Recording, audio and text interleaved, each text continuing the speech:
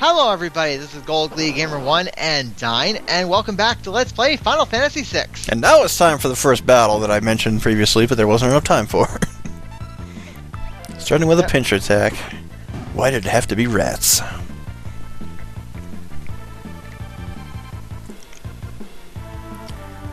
Battles on this game actually go by pretty quickly, especially once you get a certain character who can attack all enemies for basically free. Well, yeah, the enemies with 2-figure or 3-figure HP, they tend to go really fast. And let's just be glad there are no 7-figure enemies in this game. Oh yeah. Imagine fighting an enemy with 1 million HP. Well, you have to do that in Final Fantasy VII if you fight the Ruby weapon. What? Wait, they have 7-figure HP enemies in that game? Yep. See, they made the enemies quite a bit buffed up after 4, because the final boss in that one only has 100,000 HP. You can take him down in about 11 turns if you're strong enough. Sleeping bag acts as an individual tent. Use it on a save point, and it will heal someone fully. Yeah, it works just like the shelter in Chrono Trigger. Same company, very similar items. Yes, but except Chrono Trigger was released in '95, and this was released in '94. You can tell that this game had some influence on it. Very similar ATB-based battle system, and again, similar item usage. Yeah. And time for another cutscene. You can't skip that because she can only walk into that one space-wide narrow spot. Yep. Took a nasty fall, landed face down. That had to hurt.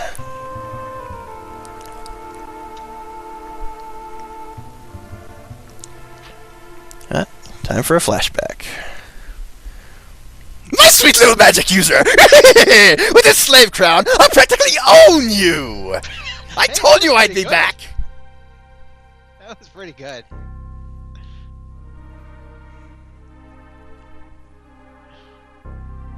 Flash of red. See, she mimicked my movement perfectly! I nodded my head and so did she! Wait, that's not in the text. You just felt like saying it anyway. Oh, I love voicing in Kafka. I gotta ham it up quite a bit, and I have a whole lot of fun ad-libbing with him too. Good! Burn up everything! I'm gonna cheer you on by waving my hands like this.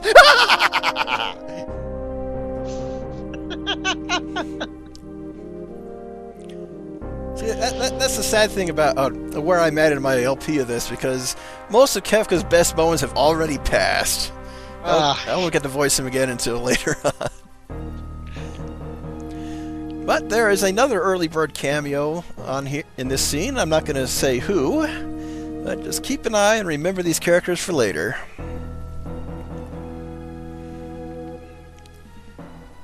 I never did find a good voice for Gestalt. Yeah. Oh well. I wonder if Gestalt is like Gaston in Beauty and the Beast. Nah, not big enough ego. Ah, okay. I'm trying to remember his original name. I don't remember if it was changed for the US version or not. I don't think it was. But poor Terra is unconscious. New character. Yep. Robin Hood, apparently. Treasure hunter and trail-worn traveler searching the world over for relics of the past. Yep. Yeah, whose default name is Locke. Actually, in the original version, it was still Locke, but without the E on the end. Ah, so they just added the E here. Yeah, which makes him sound like he's named after a philosopher rather than a general thief name. But yeah, he's very insistent. He's not a thief, he's a treasure hunter. Is there really a difference?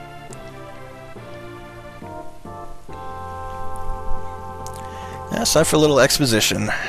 Yeah, is there a difference between thief and treasure hunter? Oh, yes, actually. Ah. But Locke is both, really. But he's a good guy to us, though. Yep. He only steals from the Empire. See, the old man's talking about the Returners, the underground resistance movement, of which Locke is already a member, but he's talking to the audience anyway, because he's facing the camera. Yeah, and we'll actually be meeting the Returners later, though. Mm-hmm. And one of the first missions in the game is to head to the Returner hideout, as briefed just now. Yep. Locke is able to track her down before the guards do. Unfortunately, he's not quite enough on time. He's up against an entire battalion of guards. Yeah, who kind of look like mummies. Yeah, they're wearing turbans. Oh. Yep, a whole bunch of them. Fortunately, the cavalry has arrived.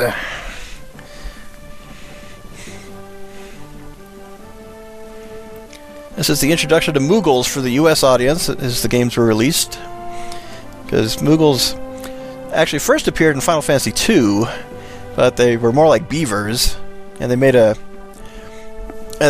reappearance in 5, but this is the first one where you can play as them.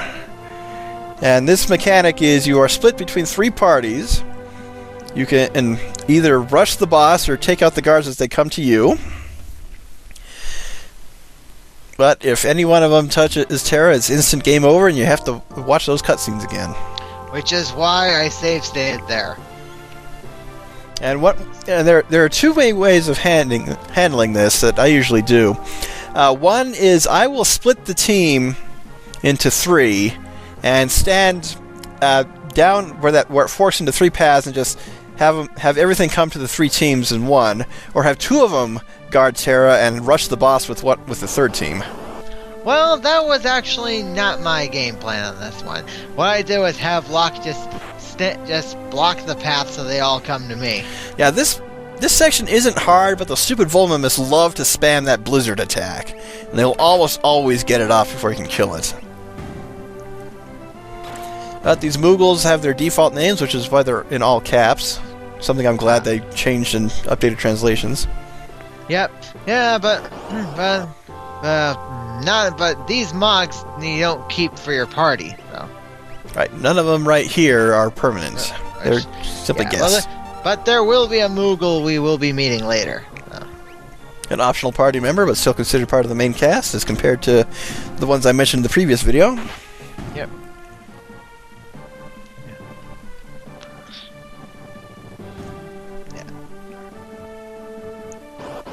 Yeah, 3rd battle. Unfortunately, because of the blizzard effect, most of the teams can't handle more than 3 or 4 fights. So we'll probably say goodbye to Kumama. Yep. Oh, we lost Kupop too. Those brave Moogles. Well, we won't remember your names, but we'll remember your sacrifice. See, the other challenging portion of this is, of course, without any chance to buy any supplies, you're thrown into this with basically what you came in with throughout the first half hour of the game.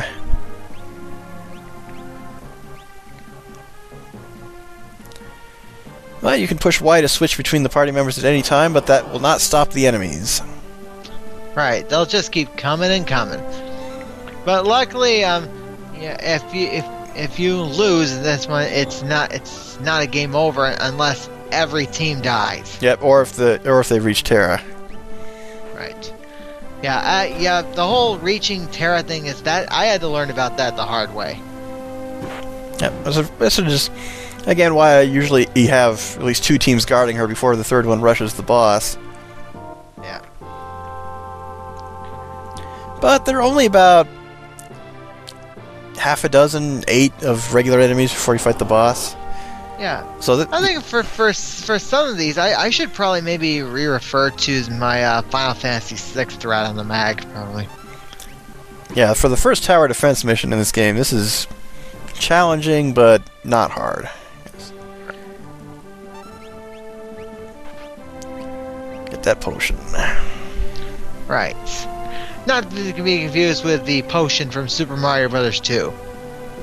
Yep. Potion's been a Final Fantasy staple since the beginning. Ah. Just I don't know why on this version they renamed the regular potion to tonic and high potion became potion. Well, the potion recovers more HP than the tonic. Yep, 5 times as much. Yeah, except here they don't use mid tonics though. I guess the potion is like the replacement of the mid tonics. Mm-hmm. Again, this is just the translation convention. In the original Japanese, they are all the same. Yeah. So, potion, high potion, X potion. And in Final Fantasy IV, in the original translation, it was Cure 1, Cure 2, Cure 3. The name of the items and the spells.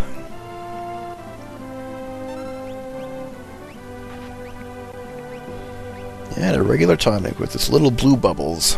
Yep. Or green bubbles. Yes. The potion had the blue bubbles. Yeah, it's too bad we don't have any Phoenix Downs right now. No, you only had that one. But not to worry. We'll have our chance to get some Phoenix Downs a little bit later. And Locke will be fine on his own for the rest of the fight. Especially now that the Volmath is down.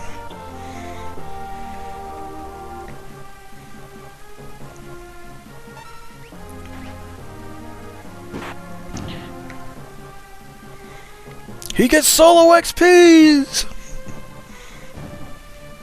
And that takes care of all the normal enemies. Oh, actually, well, there should be at least one more. Nope, just the boss. Oh, yeah. And unfortunately, Locke alone will not stand much of a chance. Yep. But, yes, but we got 2 more teams on standby. Mm-hmm. And actually, what you want to do in this is have Team 2 participate in a fight, and one of the characters in that will actually learn an ability from it. And if you use it against the boss, it has a chance of instantly killing him.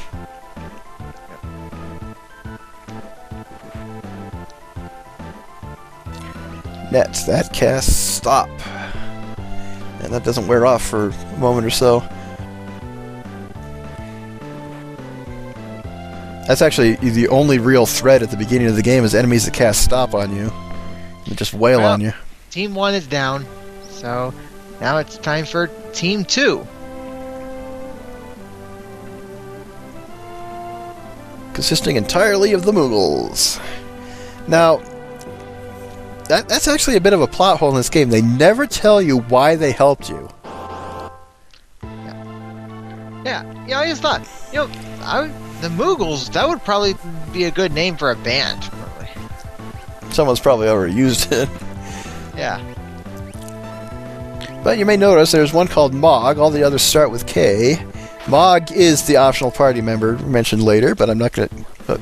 won't get to when he joins up until later. Much later. Yeah, but we will find out at some point. And goodbye, Cuckoo. But this guy is not hard. He only has about 300 HP.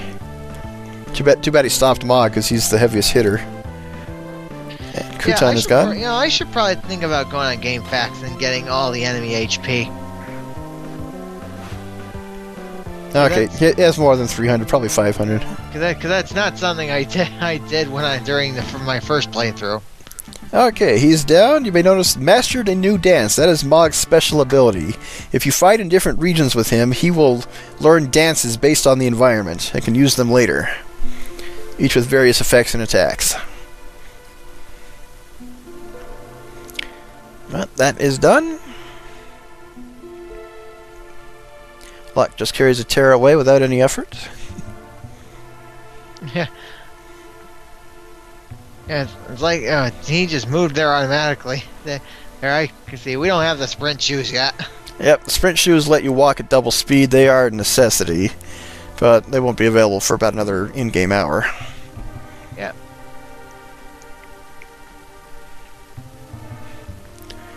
Yeah, poor Terra. She's woken up twice in front of strange men now. At least she's able to stay calm and realize what happened.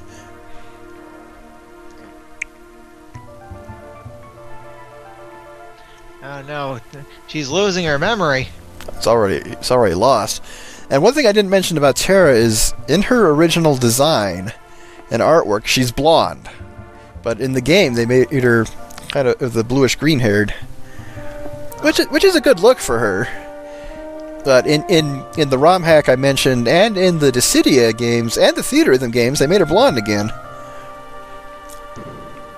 Well, maybe she was originally meant to be blonde. Can't say.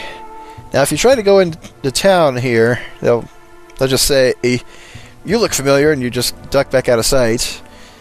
Here's the tutorial building, and there's a free healing spot in that bucket. But other than that, there are a couple of chests and goodies to pick up, and if you're not familiar with the battle system, it's best to talk to everybody. But you're fully healed after that last battle, either way.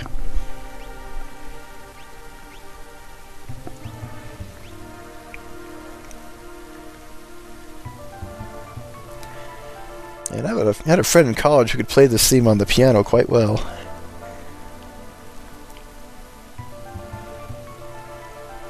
Who might you be? William Shatner's the guard? William Shatner? Yeah, just with the way his text appeared, it's like, "Ooh, who might you be?" In fact, I'm going to say it again. Hey, who might you be? Yeah. Oh, well. Yeah, well, I didn't realize that there's no way through there. Not for quite a while. You'll get back to this town eventually. And here's the intro to the world map, even though this is not the normal overworld music. Yep. We'll get much further next time. Until then, this is Gold League Gamer 1 and Dyne. Later, folks. Bye, guys.